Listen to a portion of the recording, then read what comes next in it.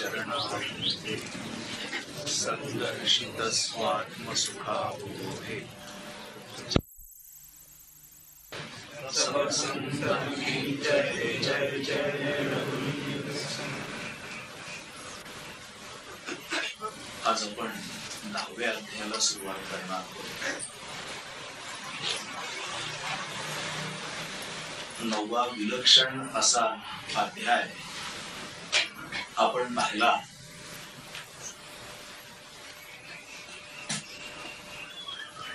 मागच्या रविवारी आपल्या इथं 3 तासाची ध्यानाची बैठक होती। खरं म्हणजे आपल्या प्लॅनर मध्ये आज 3 तासाची ध्यानाची बैठक आपण योजलेली आहे आणि मागच्या रविवारी प्रवचन लिहिलेलं होतं।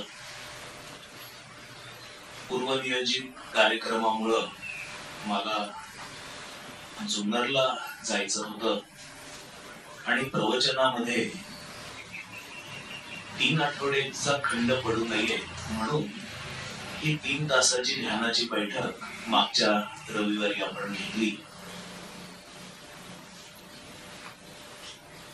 नंतर मागच्या रविवारी स्वामीजींची प्रवचनाची ध्वनी चित्रफीत, आज 3 तासाची ध्यानाची बैठक आणि पुढच्या रविवारी प्रवचन असं करायला लागलं असतं। आपण पाहिलं की 9व्या अध्यायामध्ये जे अनेक महत्वाचे विषय येऊन गेले त्याच्यामध्ये 8व्या अध्यायापर्यंत सांगितलेलं जे आत्मज्ञान होतं आणि आत्मज्ञान प्राप्त करून घेण्याची जी साधनं सांगितलेली होती त्याच्या व्यतिरिक्त 9व्या अध्यायामध्ये मुख्य विषय असा सुरू झाला की हे जे ज्ञान आहे हे ज्ञान जगताशी जमवून कसं घ्यायचं। बंद खोलीमध्ये आत्मज्ञान झाल्यानंतर दार उघडून जेव्हा बाहेर येतो तेव्हा जगत या नावाचा पदार्थ जेव्हा दिसायला लागतो, अनेक प्रकारच्या व्यक्ती दिसायला लागतात, प्रकृती दिसायला लागतात, मोह लोभ निर्माण होईल अशी परिस्थिती समोर येऊन ठाकते, तेव्हा त्या ज्ञानाची, एकांतात संपादलेल्या ज्ञानाची गडबड उडू शकते। म्हणून 9व्या अध्यायामध्ये प्रथमतः मानुषी रूप धारण केलेल्या अशा परमात्म्याची अवगणना न करता त्याला भजावं असं सांगितलेलं आहे। त्याच्या अंतर्यामी परमात्मा पाहण्याची दृष्टी विकसित करावी असं सांगितलेलं आहे। तर या 10व्या अध्यायामध्ये सृष्टीमधील ठळक ठळक पदार्थ, प्राणी मात्र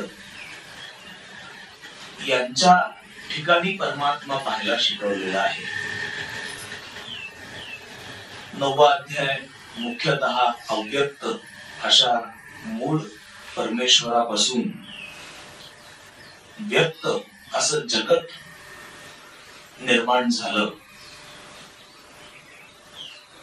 आणि या व्यक्त अशा जगतामध्ये निर्माण झालेलं जे मानुष्य रूप आहे तेही परमात्म्याचंच स्वरूप जाणावं असं असल्यामुळे त्याची अवगणना न करता चित्तशुद्धीपूर्वक परमेश्वर भावानी अशा परमात्म्याची निरंतर सेवा करावी आणि ही सर्व कर्म भगवंताला अर्पण करावी असा एक संदेश 9व्या अध्यायाने दिला। तर 10व्या अध्यायामध्ये जगामध्ये प्रकट झालेल्या परमेश्वराचं पायरी पायरीने ग्रहण कसं करावं याचा एक पदार्थ पाठ या अध्यायामध्ये भगवंतांनी सांगितलेला आहे। हिंदू धर्मामध्ये जी मूर्ती पूजा आली त्या मूर्ती पूजेची देखील सुरुवात या विभूती योगापासून मुख्यतः निर्माण झाली।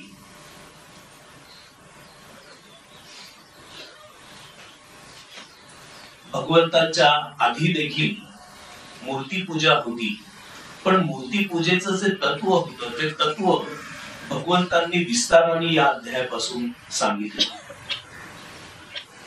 आज महाशिवरात्र आहे आणि जेव्हा रामही नव्हते आणि जेव्हा कृष्णही नव्हते तेव्हापासून शंकर हे दैवत अत्यंत प्रसिद्ध असं आहे. मूर्तीपूजा आम्हाला नवीन नाही, पण मूर्तीपूजेचं जे तत्वज्ञान आहे ते तत्वज्ञान सुसूत्र पद्धतीने या 10व्या अध्यायामध्ये मांडलं गेलं. उदाहरणार्थ शस्त्रधाऱ्यांमध्ये राम मी आहे, कृष्ण मी आहे, विष्णू मी आहे, गाय माझंच स्वरूप आहे, गंगा माझं स्वरूप आहे, हिमालय माझं स्वरूप आहे, असं जेव्हा भगवंतांनी सांगितलं तेव्हापासून जास्ती करून या सर्व प्रतीकांना पूजनाचं असं स्वरूप प्राप्त झालं. या अध्यायाच्या सुरुवातीला परमात्म्याच्या उत्पत्तीचं ज्ञान देव आणि महर्षी देखील जाणत नाहीत असं भगवंत म्हणतात.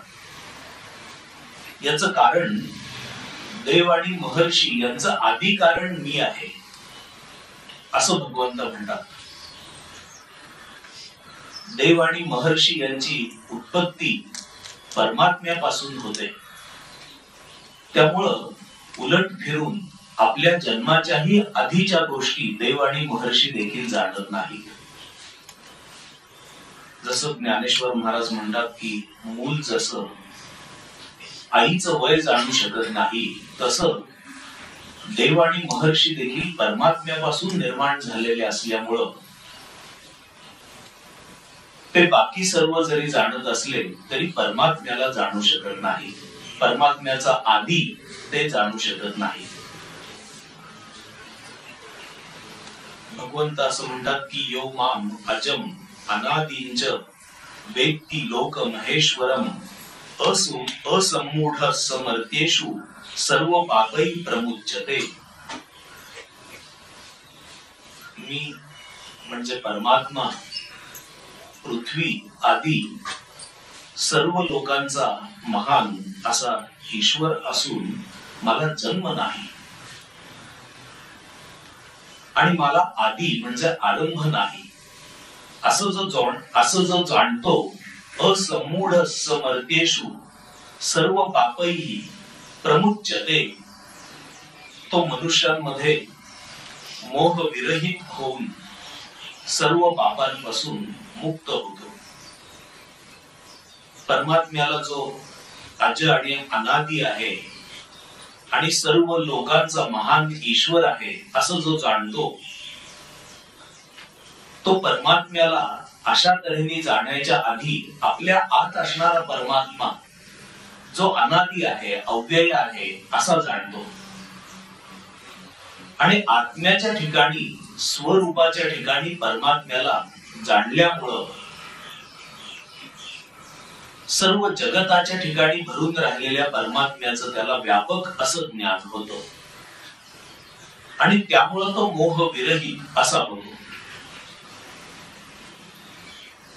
आपल्या अंतर्यामी परमात्म्याला जाणल्यामुळं आणि जगताच्या ठिकाणी देखील परमात्म्याला जाणल्यामुळं तो मोह विरहित होतो.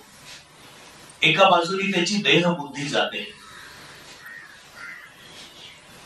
कर्तव्य आणि अकर्तव्य, काय करणीय आहे आणि काय करायचं नाही याच्या संबंधी निर्णय घेताना जे जड जातं देह बुद्धीमुळं, त्याच्याऐवजी तो कर्तव्य कर्म निर्धास्तपणाने करतो. कर्म आणि अकर्म याच्या संबंधीचा मोह, कर्तव्य आणि अकर्तव्य याच्या संबंधीचा त्याचा मोह नाहीसा होतो. कर्मफळाच्या बाबत निर्माण होणारा जो मोह आहे त्या मोहापासून त्याची सुटका होते. तसंच 9व्या अध्यायात सांगितल्याप्रमाणे मनुष्यातल्या ईश्वरत्वाची अवगणना करण्याचा मोह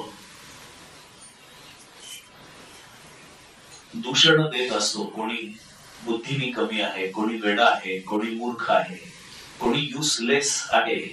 अशा प्रकारे अशी अवगणना करण्याचा मोह त्याचा नाहीसा होतो. देहबुद्धी नाहीशी झाल्यामुळं पाप, पुण्य, स्वार्थ, परपीडा निर्माण करण्याचा असा त्याचा प्रकृतीगत स्वभाव देहबुद्धीमुळे निर्माण झालेला नाहीसा होतो.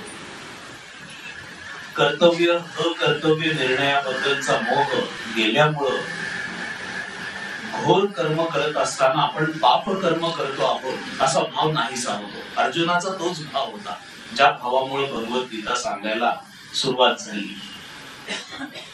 कर्मफळाच्या संबंधीचा मोह गेल्यामुळं अनिष्ट फळ प्राप्त होईल तेव्हा जी कुचंबणा होते, तारंबळ उडते, ते कर्मच नको असं वाटायला लागतं, ती वृत्ती नाहीशी होते. आणि मनुष्यातल्या ईश्वरत्वाची अवगणना करण्याचा मोह नाहीसा झाल्यामुळं अहंतायुक्त असा व्यवहार संपून जातो. म्हणून यो माम अजम अनादिंच वेत्ती लोक महेश्वरम असमूढ समर्थ्येषु सर्व पापै प्रमुच्यते. तो मोहरहित होतो आणि सर्व पापांमधून मुक्त होतो असं भगवंत म्हणतात. याच्या नंतर भगवंतांनी ईश्वरापासून म्हणजे मूळ परमात्म्यापासून निर्माण होणाऱ्या ज्या मानसिक प्रेरणा आहेत, भाव आहे, तर त्या भाव सूक्ष्म विभूती रूपाने सांगितल्या. आपल्याला विभूती याचा अर्थ दृश्य असं ठळक दिसणार, जगतामध्ये दिसणारं परमेश्वराचं दर्शन असं जरी माहित असलं तरी भगवंतांनी सुरुवातीला अत्यंत सूक्ष्म असे मानसिक भाव सांगितले आणि हे सर्व मानसिक भाव माझ्यामधून निर्माण झालेले आहेत असं सांगितलं.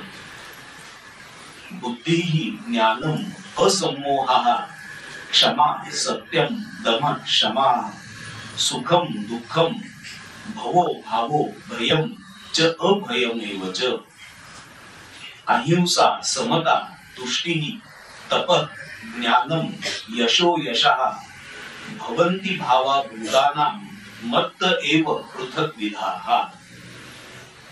जे भूतांच्या ठिकाणी हे सर्व भाव आहे ते माझ्यापासून निर्माण झालेले आहेत असं भगवंत म्हणतात. कोणते कोणते भाव? बुद्धी, इंटलेक्ट, तसंच अबुद्धी देखील. जशी बुद्धी परमात्म्यापासून प्रकाशित झालेली आहे तशी अबुद्धी देखील परमात्म्यापासूनच निर्माण झालेली आहे. कोणाकोणामध्ये सूक्ष्म बुद्धी, तीव्र बुद्धी अशी दिसून येते, तर कोणामध्ये अत्यंत अबुद्धी दिसून पडते. या दोन्ही गोष्टी परमात्म्यापासून झालेल्या आहेत असं भगवंत सांगतात. जसं ज्ञान भगवंतापासून झालेलं आहे तसं त्याचा विरोधी भाव अज्ञान देखील भगवंतापासूनच झालेला आहे. जसा असमोह मोहरहितता तसा मोह देखील परमात्म्यापासून तत्वतः झालेला आहे. क्षमा आणि अक्षमा या दोन्ही गोष्टी परमात्म्यापासून झालेल्या आहेत. सत्य आणि असत्य, दम म्हणजे इंद्रिय नियमन आणि इंद्रिय स्वैर सोडण्याची वृत्ती मूळ भगवंतापासूनच निर्माण झालेली आहे. क्षमा हा म्हणजे मनाची, अंतःकरणाची अत्यंत परिशांत अशी स्थिती, तर मनाची सैर भैर अशी फिरणारी वृत्ती देखील मूळ परमात्म्यापासूनच निर्माण झालेली आहे. सुख, दुःख, भव, अभव, भाव आणि अभाव, तसंच भय आणि अभय या दोन्ही वृत्ती परमात्म्यापासूनच निर्माण झालेल्या आहेत. अहिंसा, समता, तुष्टिः, तपो, दानम, यशो, अयशा. यश देखील त्याच्यापासून आहे आणि अयश देखील परमात्म्यापासूनच निघालेला आहे.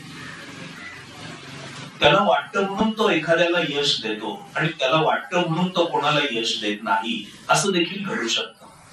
हे सर्व भाव परमात्म्यापासून निर्माण झालेले आहेत.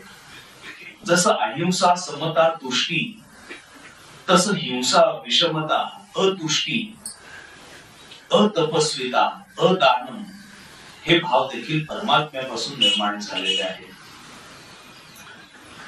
अशा प्रकारे प्राणी मात्रांच्या ठिकाणी दिसणारे हे जे भाव आहेत, हे भाव तत्वतः मी निर्माण केलेले आहेत असं भगवंत सांगतात. परमेश्वरांनी भाव जसे निर्माण केले तसे प्राणी मात्र निर्माण केले, मनुष्य मात्र निर्माण केले. मानसिक भावाप्रमाणेच नित्य, अनादि, अजर अशा परमेश्वरापासून मनुष्यापर्यंतची प्रजा विभूती म्हणून निर्माण झाली. त्याच्यामध्ये सर्व ऋषीगण मी निर्माण केलेले आहेत आणि ऋषीगणांपासून निर्माण झालेल्या सर्व प्रजा या तत्वतः माझ्यापासून निर्माण झालेल्या आहेत. म्हणून आपल्या इथं प्रत्येक जण काही एक गोत्र सांगतो, ते गोत्र त्या ऋषींचं असतं, त्या ऋषींच्या पासून आम्ही निर्माण झालो असं सांगणारं असतं आणि ते ऋषी परमात्म्यापासून निर्माण झाले. तसंच आध्यात्मिक परंपरेमध्ये गुरु शिष्य अशी परंपरा देखील तत्वतः माझ्यापासून निर्माण झाली. मी सर्वांचा आदी गुरु आहे आणि सर्व ज्ञान हे माझ्यापासून गुरु शिष्य न्यायाने मनुष्य मात्रांपर्यंत झिरपत आलेलं आहे असं भगवंत सांगतात.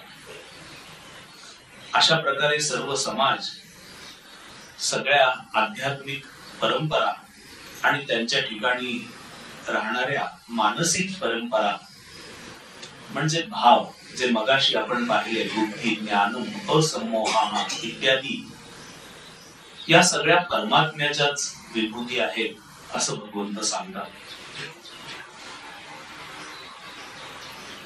भगवंत असं म्हणतात की अशा प्रकारची माझी योग किमया म्हणजे नित्य, अजर अशा ईश्वरापासून निर्माण होणाऱ्या सगळ्या मानसिक प्रेरणा आणि सर्व प्रजांच्या रूपाने विस्तारलेली अशी माझी विभूती म्हणजे माझं विलक्षण योग सामर्थ्य, या सर्वांमधील तत्व जो जाणतो तो भक्त माझ्या निष्कंप अशा योगाला प्राप्त होतो. एतां विभूतिं योगंच मम यो वेत्ति तत्वतः. अशा प्रकारचा माझा विस्तार आणि माझा योग, माझं सामर्थ्य जो तत्वतः जाणतो, सहा अविकंपेन योगेन युज्यते नात्र संशयः. माझ्या कंपनरहित निष्कंप अशा योगाला तो प्राप्त होतो. कारण हे जाणणं म्हणजे आपल्या ठिकाणी निष्कंपता निर्माण होणं. मन ज्याचं निष्कंप झालेलं आहे, ज्याचं अंतःकरण कंपनरहित झालेलं आहे, जो स्थिर शांत अशा परमात्म्याला प्राप्त झालेला आहे, तोच एवढं सगळं जाणू शकतो असं भगवंत म्हणतात. भगवंताची अशा प्रकारे विस्तार पावण्याची शक्ती आणि सामर्थ्य म्हणजे योग जाणणारा जो उपासक आहे, त्या उपासकाला फळ काय मिळतं हे याच्यानंतर भगवंत या अध्यायामध्ये सांगतात.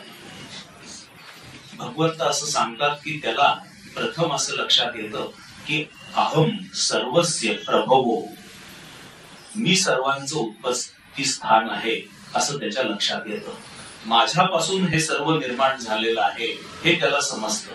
मत्त एव प्रवर्तते, आणि सर्व प्रकारच्या मानसिक, भावनिक अशा प्रेरणा माझ्यापासून निर्माण झालेल्या आहेत हे तत्वतः तो जाणून घेतो. इति मत्वा भजन्ते माम, अशा प्रकारे तो जाणतो आणि वर भजन देखील करतो. बुधा भाव समन्विता, हा अशा ज्ञानानंतर मला जाणणारा असा देखील तो होतो, ही त्याची एक फलनिष्पत्ती आहे. नाहीतर नुसता जर जाणणारा राहिला असता तर भजनाचा आनंद त्याला मिळताना. भगवंत असं म्हणतात की हे महात्मे अशा प्रकारे मला जाणून बसतात कसे? मत चित्ता मत गत प्राणा बोधयंत परस्परम कथयंतश्च मां नित्यं तुष्यन्ति च रमन्ति च. 9व्या अध्यायामध्ये जे महात्मे कसे बसतात याचं वर्णन आलेलं आहे, ते वर्णन त्याच्यापेक्षाही उत्तम अशा पद्धतीने आणि एकाच श्लोकामध्ये या ठिकाणी भगवंतांनी सांगितलं. त्या ठिकाणी महात्मानस्तु मां पार्थ दैवीं प्रकृतिमाश्रिताः भजन्ति अनन्य मनसा ज्ञात्वा भूतादिमव्ययम्. मी सर्व भूतमात्रांचं उत्पत्ती स्थान आहे, माझ्यापासून सर्व भूतमात्र निर्माण झालेली आहेत असं मला जाणून महात्मे भजतात असं त्या ठिकाणी म्हणाले. या ठिकाणी असं म्हणाले की अहम सर्वस्य प्रभवो मत्तः सर्व प्रवर्तते इति मत्वा भजन्ते मां बुधा भाव समन्विताः. सगळं एक सारखं आहे. मत चित्ता मद्गत प्राणा बोधयन्तः परस्परम असं या ठिकाणी म्हणाले. त्या ठिकाणी असं म्हणालेले होते की सततम कीर्तयन्तो मां यतन्तश्च दृढव्रताः नमस्यन्त्यश्च मां भक्त्या नित्ययुक्ता उपासते. भगवंत असं म्हणतात की ते मच्चित्त होऊन जातात, त्यांच्या सगळ्या चित्ताला मी व्यापून राहतो. एवढंच नव्हे तर त्यांचं चित्त माझ्यामध्ये पुरेपूर भरलेलं असं राहतं. मद्गत प्राणाः माझ्या ठिकाणीच त्यांचे सर्व प्राण लीन झालेले असतात. त्यांचे प्राण व्यवहार देखील मला अर्पण केलेले असतात. बोधयन्तः परस्परम आणि ते परस्परांना बोध देत राहतात. सततम कीर्तयन्तो मां असं 9व्या अध्यायामध्ये भगवंत म्हणाले. या ठिकाणी ते म्हणाले की बोधयन्तः परस्परम परस्परांना एकमेकांना ते बोध देत घेत असे राहतात. कथयन्तश्च मां नित्यम आणि माझी कथा,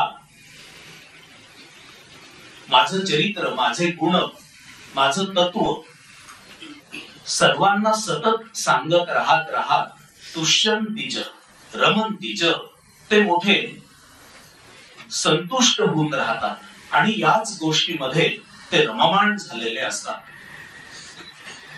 ते नेहमी संतुष्ट आणि रममाण असे असतात. ही त्यांची फलनिष्पत्ती आहे. अशा प्रकारे परमात्म्याला जे जाणतात नेहमी युक्त म्हणजे समाधानाने भगवंतांशी जोडलेले राहून जे प्रीतीपूर्वक मला भजतात, अत्यंत प्रेमभराने मला भजतात, ते मला येऊन पोचतात. भगवंत असं म्हणतात की तेषाम सतत युक्तानां भजतां प्रीतीपूर्वकम. अत्यंत प्रेमभराने सतत युक्त राहून माझं जे भजन करतात, ददामि बुद्धी योगम तम येन मां उपयान्ति ते. त्यांना समस्त बुद्धीनी प्राप्त होणारा असा बुद्धियोग, व्यापक परमात्म्याला जाणणारा असा बुद्धियोग मी देतो असं भगवंत म्हणतात.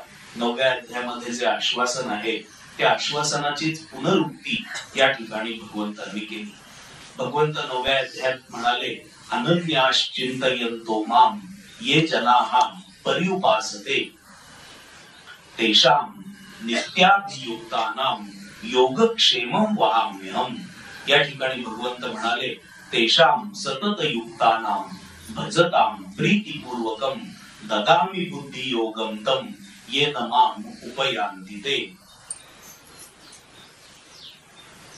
त्यांच्यावर अनुग्रह करण्यासाठी म्हणून असे जे प्रीतीपूर्वक मला भजतात त्यांना बुद्धियोग मी देतो. मी त्यांच्या आत्मभावामध्ये म्हणजे अंतःकरणामध्ये प्रवेश करतो असं भगवंत या ठिकाणी सांगतात.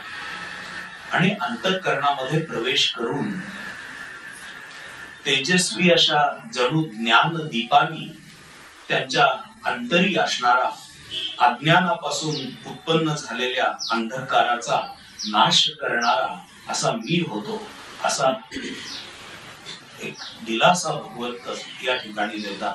तेषां एवानुकंपार्थम अहम अज्ञानजं तमः नाशयाम्यात्म भावस्थो ज्ञानदीपेन भास्वता.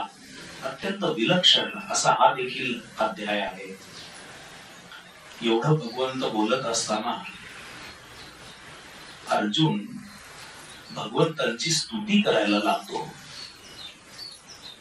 अर्जुनाने ही जी भगवंतांची स्तुती केलेली आहे, तर ती स्तुती अत्यंत रुजुतेने, नम्र भावानी, सद्गुरूंना प्रसन्न करून घेण्यासाठी म्हणून, त्यांना राजी राखण्यासाठी म्हणून कशा रीतीने शिष्याने बोलावं याचा एक वस्तुपाठ भगवान व्यासांनी अर्जुनाच्या या स्तुतीच्या निमित्ताने आपल्या पुढे ठेवलेला आहे. अर्जुन भगवंतांना असं म्हणतो की परम ब्रह्म, परम धाम, पवित्रम, परमम भवान, तुम्हीच परब्रह्म आहात. तुम्हीच सर्वांचं प्राप्तव्य असं श्रेष्ठ गंतव्य स्थान आहात. तुम्ही परम पवित्र आहात.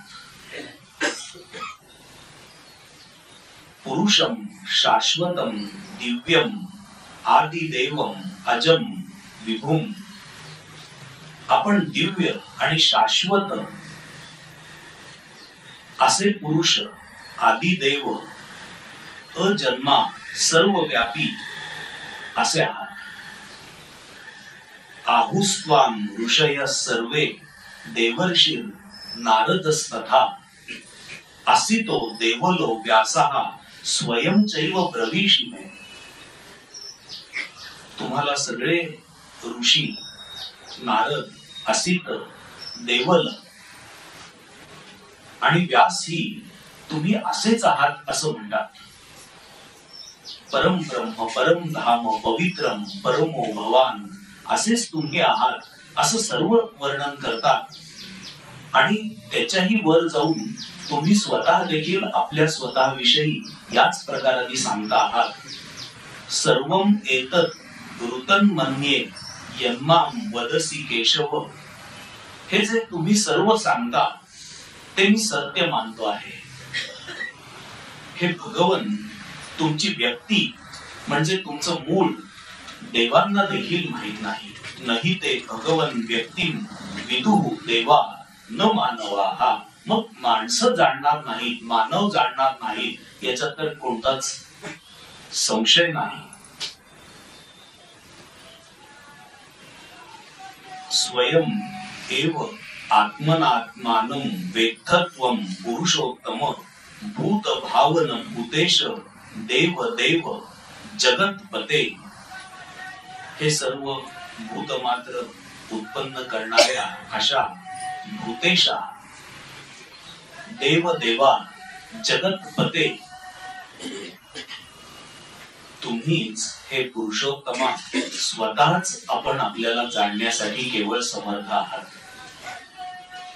या स्तुतीचा उद्देश भगवंतांची जगतामध्ये विभूतींच्या अंगानी ओळख व्हावी आणि तसंच सतत त्याच्याशी एकरूपता साधण्याचा बुद्धियोग आपल्याला देखील मिळावा असा.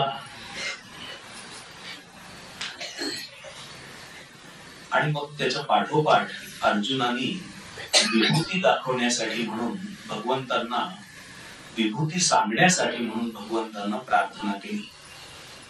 अर्जुन म्हणायला लागला, म्हणून ज्या तुमच्या दिव्य विभूती आहेत, ज्या विभूतींनी हे सर्व लोक व्यापून तुम्ही राहिलेले आहात, त्या आपणच मला कृपा करून सांगा. हे योगीन, सदा सर्व काळ तुमचं चिंतन करीत असताना मी तुम्हाला कशा प्रकारे ओळखावं ते तुम्ही मला सांगा. हे भगवन, कोणत्या कोणत्या पदार्थांमध्ये मी तुमचं चिंतन करावं ते तुम्ही मला सांगा. कथम विद्यामहं योगीन त्वां सदा परिचिंतयन्. योगी तुम्हाला कशा प्रकारे सतत स्मरण करत राहतात. केशु केशु च भावेषु चिंतोसी भगवन मया. कोणत्या कोणत्या पदार्थांमध्ये मी तुमचं चिंतन करावं ते तुम्ही मला सांगा. हे जनार्दना, आपली विभूती व योग मला पुन्हा एकदा विस्ताराने सांगा असं अर्जुन भगवंतांना म्हणतो. विस्तरेण आत्मनो योगम विभूतींच जनार्दन. आपल्या स्वतःचा योग म्हणजे विस्तार पावण्याचं सामर्थ्य आणि प्रत्यक्ष विस्तार विभूती या मला तुम्ही पुन्हा एकदा विस्ताराने सांगा असं अर्जुन म्हणतो. भूय कथय तृप्तीही शृण्वतो नास्ति मे मृतम. हे इतकं गोड आहे, अमृतासारखं आहे की हे ऐकत असताना माझी तृप्ती होत नाही. पुन्हा विस्ताराने सांगा असं जेव्हा अर्जुन म्हणतो तेव्हा पूर्वीच्या संभाषणाचा संदर्भ आहे.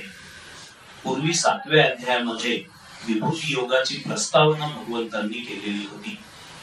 रसोहम अप्सु कौंतेय प्रभास्मि शशी सूर्ययोः प्रणवः सर्व वेदेषु शब्दखे पौरुषम नृषु. एक 3-4 श्लोकांमध्ये 7व्या अध्यायामध्ये विभूती योग थोडक्यात भगवंतांनी सांगितलेला होता. त्यामुळे अर्जुन असं म्हणतो की मला ते सर्व पुन्हा ऐकायचं आहे.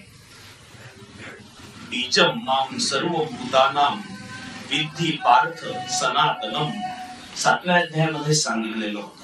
ये चैव सात्विका भावा राजसास तामसाश्च ये मत्त एवेति तान विद्धि. हे सर्व माझ्यापासून निर्माण झालेलं आहे असं तुम्ही तेव्हा सांगितलेलं होतं. हे सर्व जगत मी डोळ्यात ओवलेल्या मण्याप्रमाणे धारण केलेलं आहे असं त्या ठिकाणी तुम्ही म्हणालेले होता. मत्त परतरम नान्यत किंचित अस्ति धनंजय.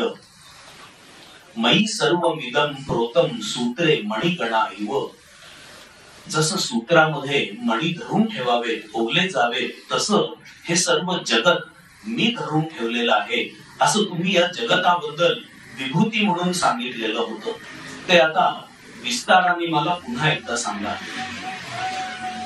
भगवंतांच्या विभूती अर्जुन विचारतो कारण निरनिराळ्या विभूतींचे देवता म्हणून ध्यान करता यावं याकरता नसून परमेश्वराची भावना सर्व विभूतीमध्ये तो सर्व व्यापी आहे असं ओळखून ठेवण्यासाठी म्हणून.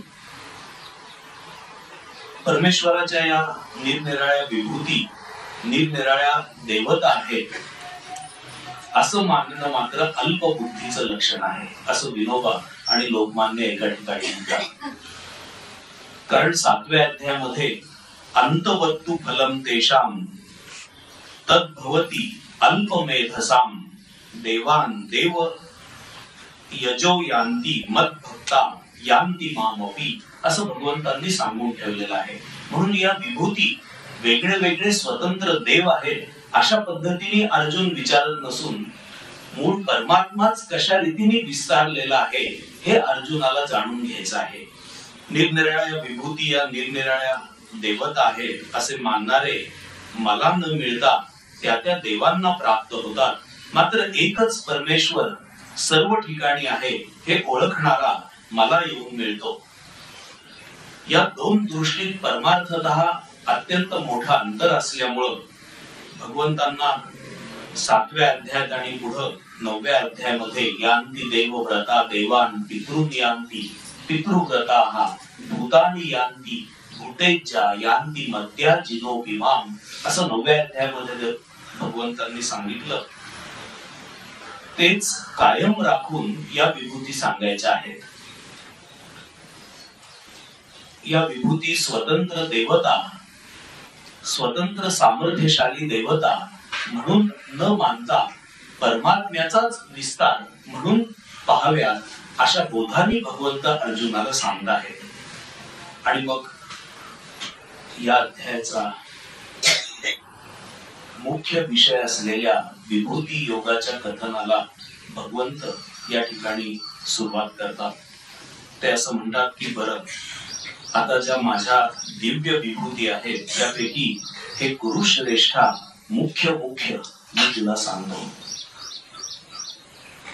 मुख्य मी तुला सांगतो असं भगवंत म्हणाले. प्राधान्यता कुरुश्रेष्ठ असं भगवंतांचे शब्द आहेत. याचं कारण सर्वत्र होणारं जगताचं दर्शन हा माझाच विभूती विस्तार आहे. फक्त त्यातल्या ठळक ठळक मी तुला सांगतो इतकंच.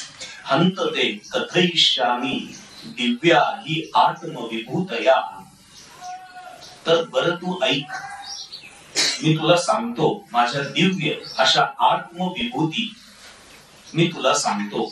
प्राधान्यतः कुरु श्रेष्ठ, याच्यामधल्या ज्या ठळक आहेत त्या मी तुला सांगतो. नास्त्यंतो विस्तरस्य मे, याचं कारण माझ्या विस्ताराला अंत नाही. असं म्हणून भगवंतांनी पहिली विभूती सांगितली.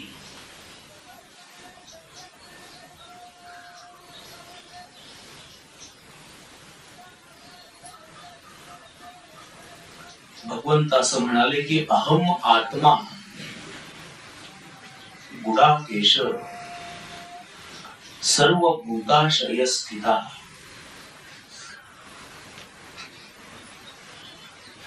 सर्व भूताशयांच्या ठिकाणी स्थित असणारा आत्मा ही माझी पहिली विभूती आहे.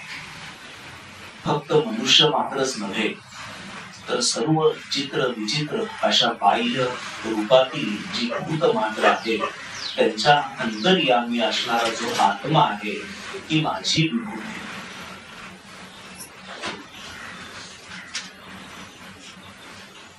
विनोबा असं म्हणतात की सर्व भूत हृदय फक्त मनुष्यच नव्हे सर्व भूत मात्रांच्या अंतर्यामी हृदय रूपी गुहेतील मोकळ्या जागेमध्ये चिदाकाशामध्ये राहणारा निरुपाधिक निष्कंप चैतन्य मात्र शुद्ध जाणीव स्वरूप. एकाच शब्दात जर सांगायचं झालं तर आत्मा ही भगवंतांनी आपली पहिली विभूती म्हणून अर्जुनाला सांगितली. सर्व भूत हृदय हे अंतर की ज्या ठिकाणी तो पाहता येतो त्यात राहणारा चेतन स्वरूप असा आत्मा म्हणजे त्या अंतराच्या आत असणारा अंतरतर. आणि हा अंतरतर निवास करून राहणारा असा जाणीवरूप आत्मा हाच परमात्मा आहे असं जाणणं म्हणजे सर्व भूत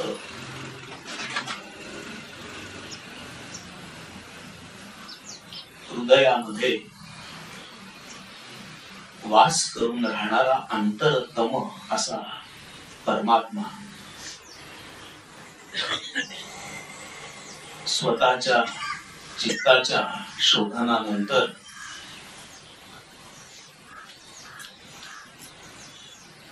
हे आकाश साधकाला सापडतं. तोपर्यंत त्याला केवळ चित्त दिसत असतं. जर चित्त नाहीस झालं तर आकाशाचा प्रत्यय येतो. या आकाशामध्ये पुढे साधकाला आत्म साक्षात्कार होत असतो आणि नंतर व्यापक अशा परमात्म्याची आपल्या आत्म्याशी एकरूपता जेव्हा त्याला समजते तेव्हा त्याला व्यापक असा परमात्मा बोध होतो. पुढे भगवंत असं म्हणतात की अहम आदी, मीच परमात्माच सर्व भूतमात्रांचा आधी आहे, मध्य आहे आणि अंतही आहे. मीच ब्रह्मा, विष्णू आणि महेश आहे. सर्व भूतमात्रांचा आदी म्हणजे ब्रह्मा, मध्य म्हणजे विष्णू आणि अंत म्हणजे महेश शिव मी आहे. ब्रह्मा, विष्णू आणि महेश हे कार्याच्या आविष्कारावरून लक्षात येतात. असं असल्यामुळे त्यांना वेगळं देव म्हणून गणलं गेलं. समर्थ ज्याला थोरला देव असं म्हणतात तो परमात्मा मात्र एकच आहे. वस्तुतः एका परमात्म्याच्या अचिंत्य अशा शक्तीची ती भिन्न भिन्न भासणारी तीन वेगळी वेगळी रूप आहेत. आणि मग त्याच्यानंतर भगवंतांनी अनेकविध विभूती सांगायला सुरुवात केली. भगवंतांनी ज्या निरनिराळ्या विभूती सांगितल्या त्यांची वर्गवारी अत्यंत तेजस्वी, बलवान, वीर्ययुक्त, दुसऱ्याकरता शौर्य गाजवणारे, परोपकारी, सार्वभौम, तेजस्वी, क्षत्रिय अशा पद्धतीने भगवंतांनी आपल्या ज्या विभूती सांगितल्या त्याच्यामध्ये ठळक विभूती राम,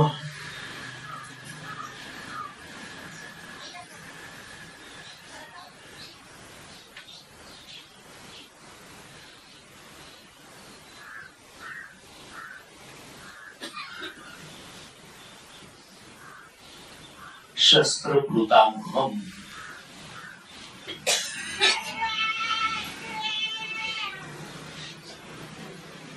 शस्त्र धारण करणाऱ्यांमध्ये राम,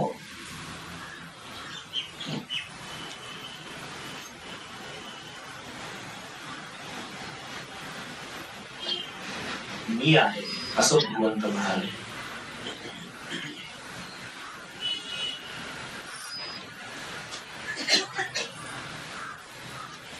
दाशरथी,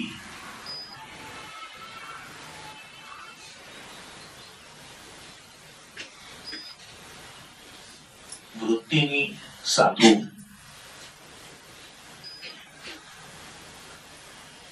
हातात मात्र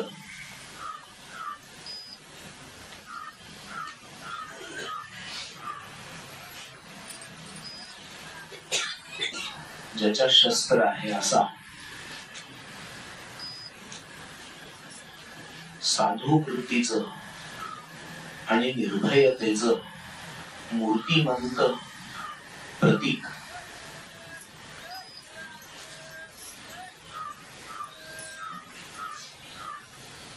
रामाच्या बाबत असं म्हटलं जातं की द्विशरम नाभिसंधते, दुसऱ्यांदा बाण तरी कधी संपला नाही असा. खूप शस्त्रधारी रामचंद्रांच्या नंतर आणि रामचंद्रांच्या आधी देखील होऊन गेले.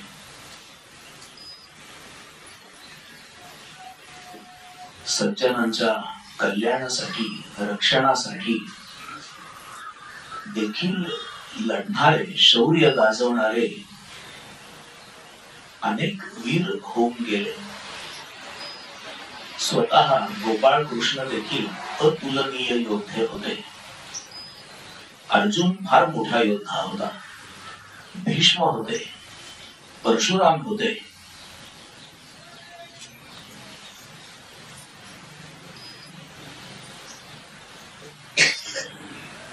पण भगवंतांनी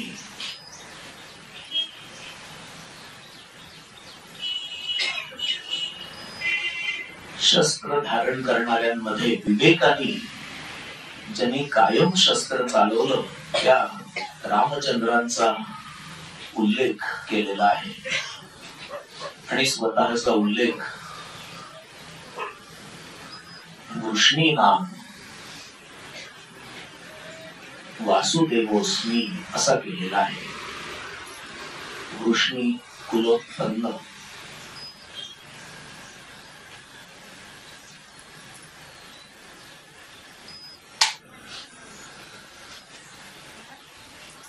श्रीकृष्ण.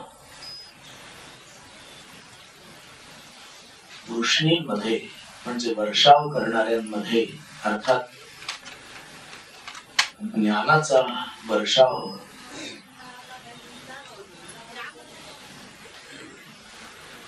करणाऱ्यांमध्ये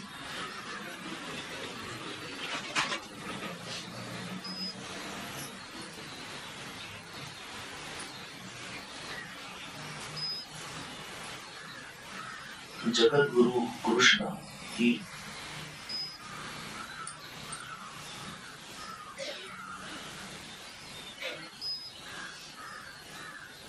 विभूती भगवंतांनी सांगितली. तो भगवद्गीतेचा प्रवक्ता होता.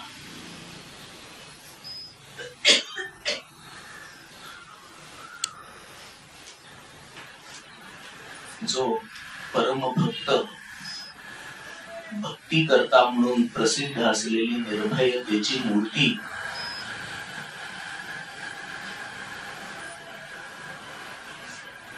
सर्वांना मिळून साधना करणारा म्हणून सामुदायिक साधनेचा प्रवर्तक असा प्रल्हाद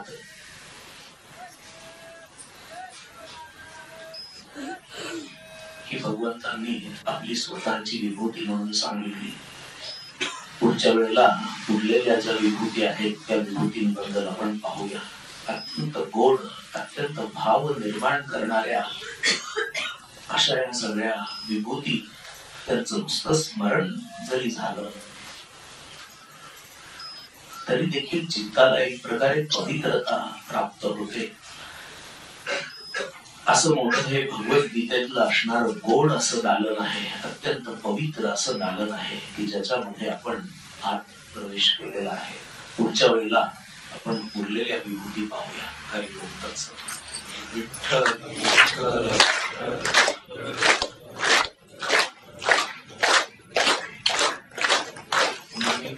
योगी घोर विरागी तत्वज्ञानी संत तो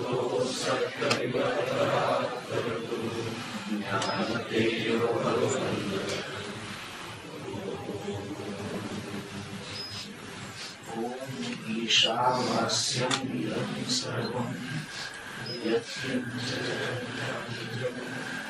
तेन त्यक्तेन भुञ्जीतः.